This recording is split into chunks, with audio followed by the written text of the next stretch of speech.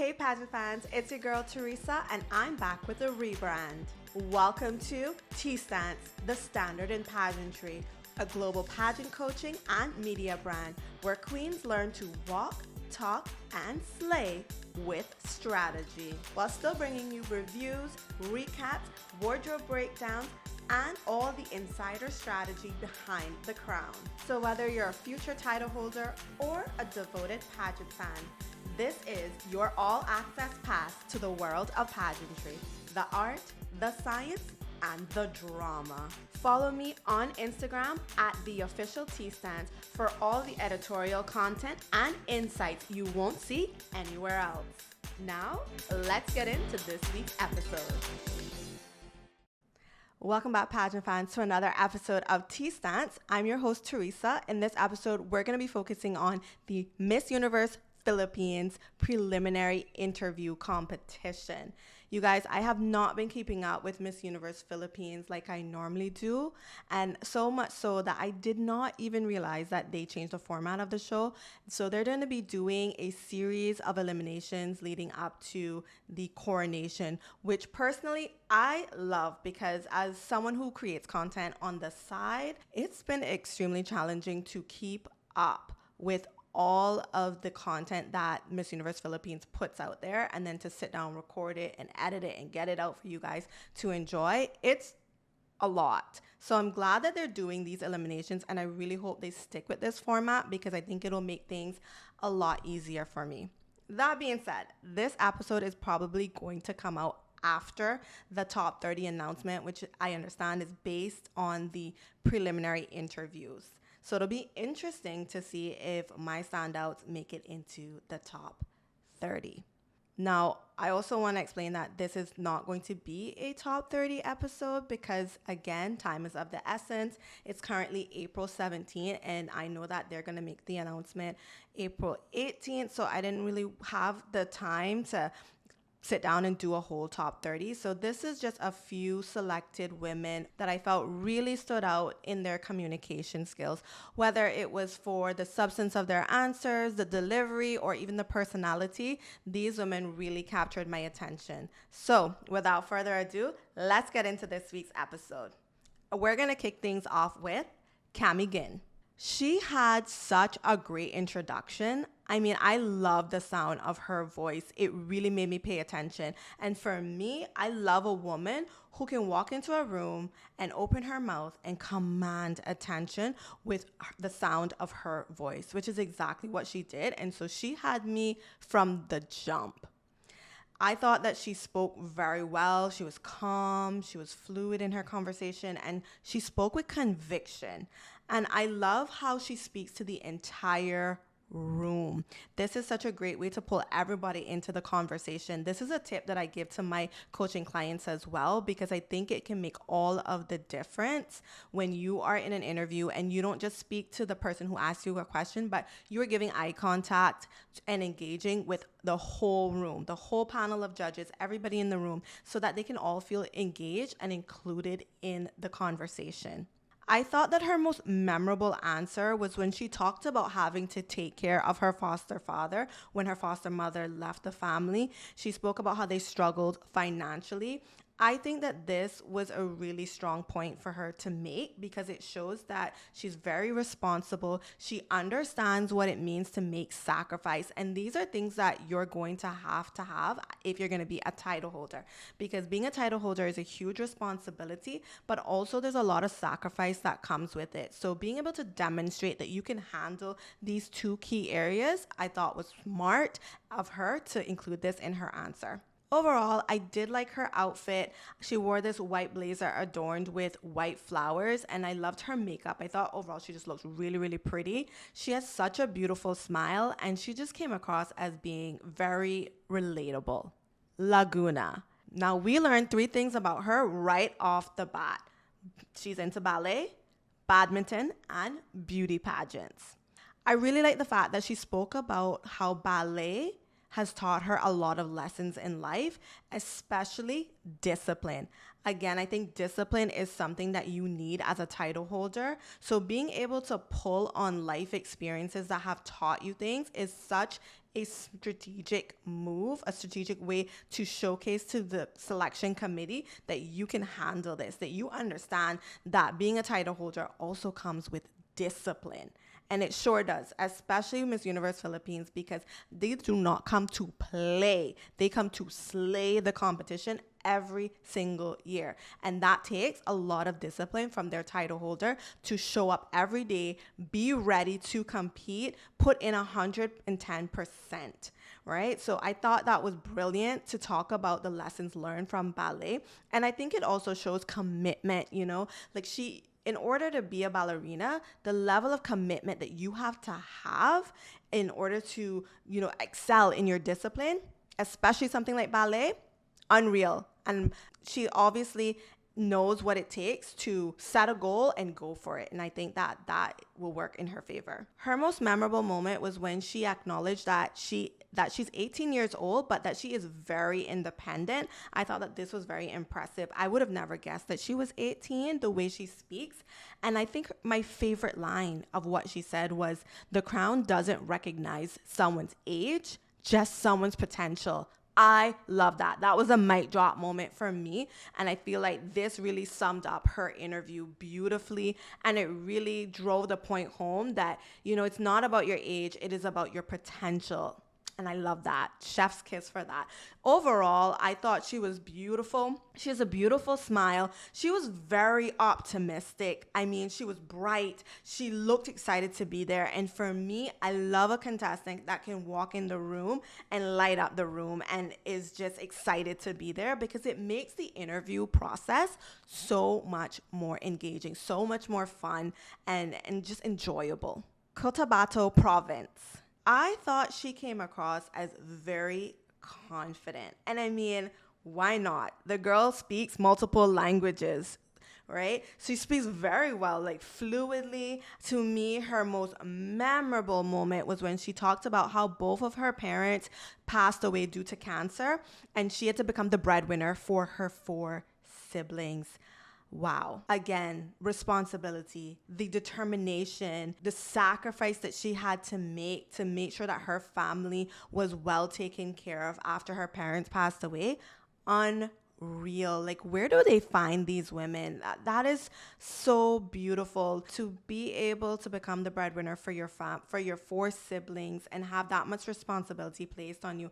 It is not easy. It really is not. And I'm so proud of her for being able to take that on. And I think it, again, just shows the judges that this woman knows sacrifice. She knows responsibility, but also she knows love of family values, which I have realized is a strong core value of the Philippines. And so I'm sure that this is making her very endearing to the people of the Philippines. There's not a lot of people that would take on that responsibility or capable of taking that on. So for her to do that, incredible. She was another contestant who spoke to everyone in the room. To me, she honestly just came across as very well prepared. She was very engaging, very commanding. She had good presence, and overall just brilliant answers.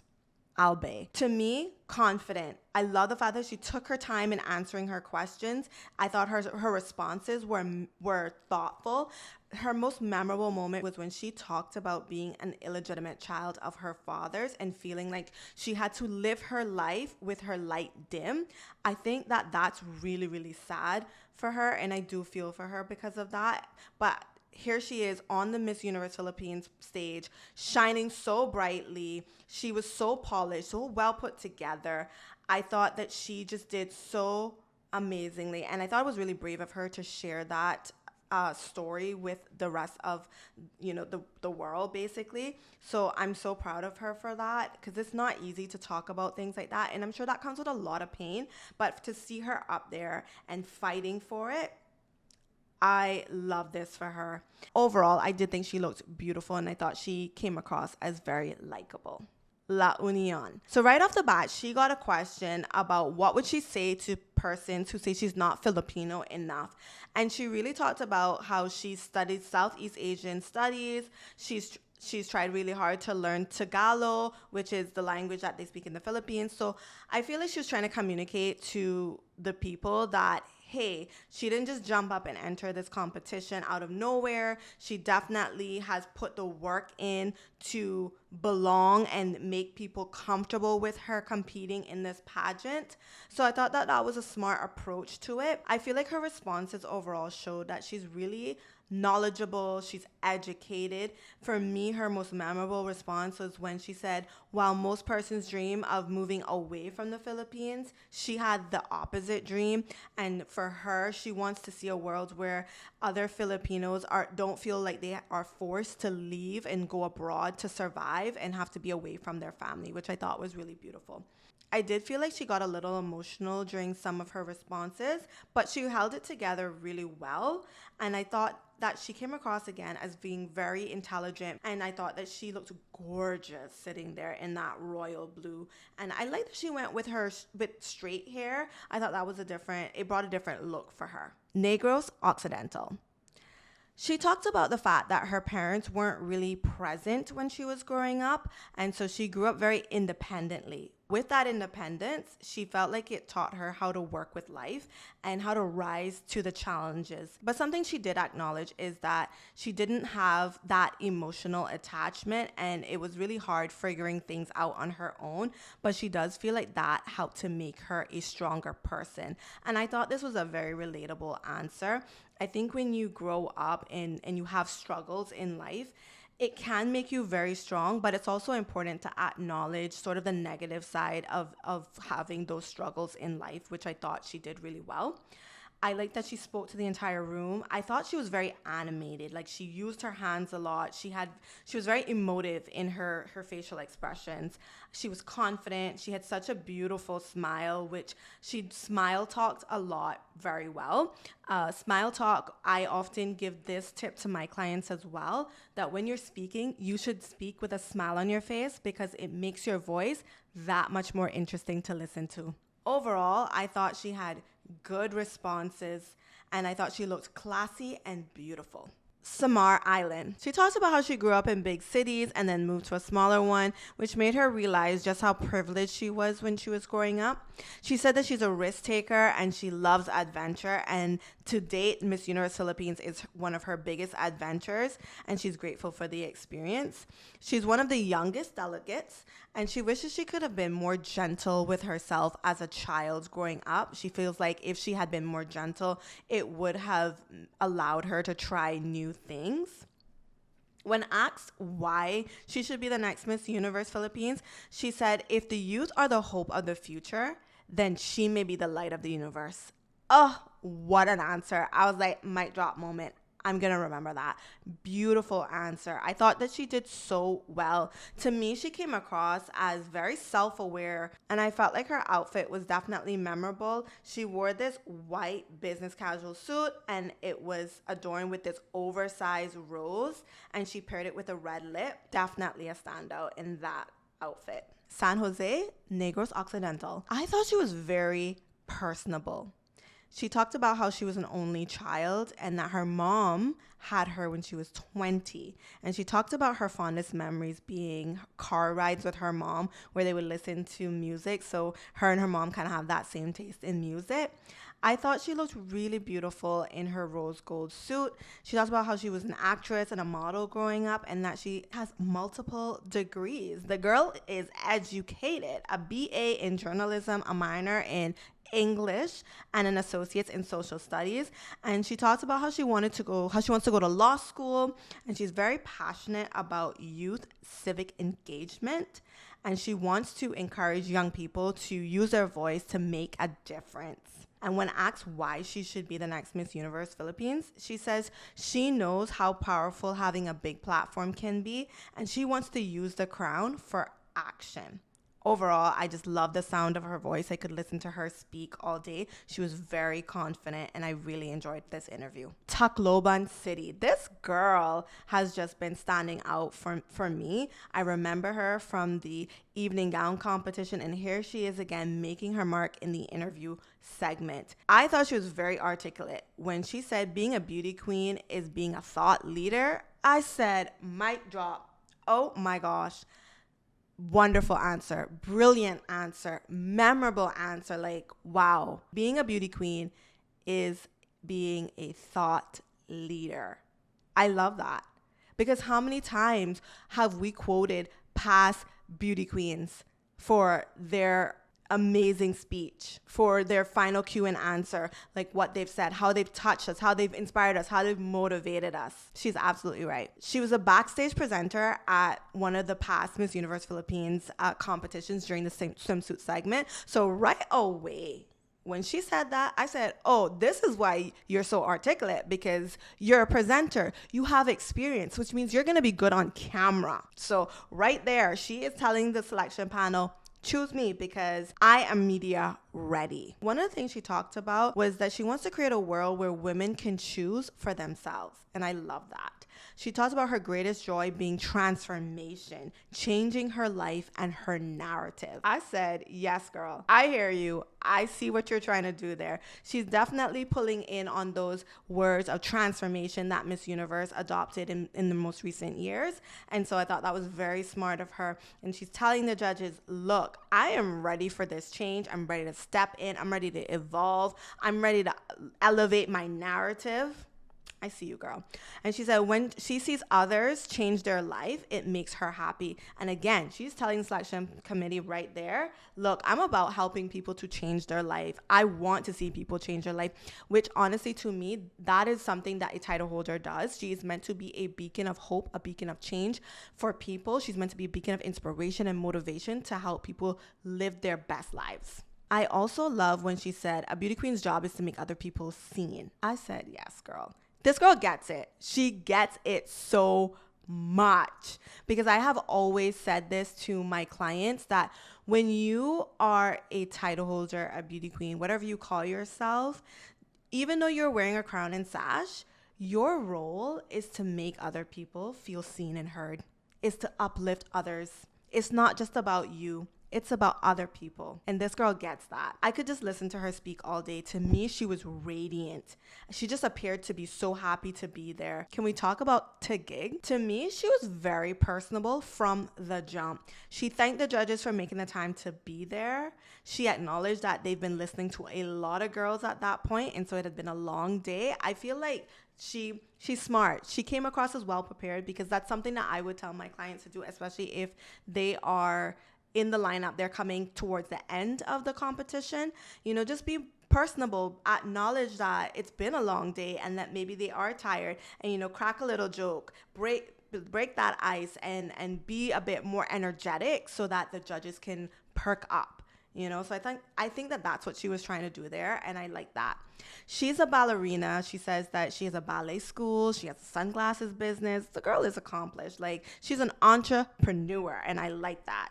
She wears different hats. She talks about how she loves managing her passions and allowing herself to thrive in every single industry.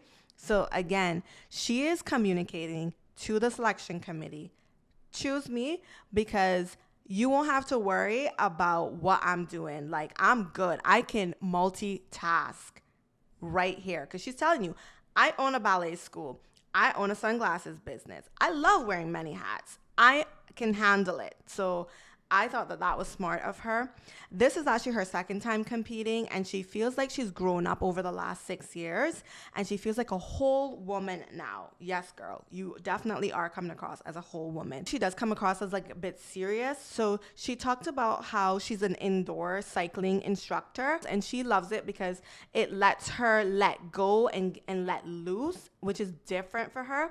When asked why she should be the next Miss Universe Philippines, she said that the Philippines should have a representative who is a modern Filipina.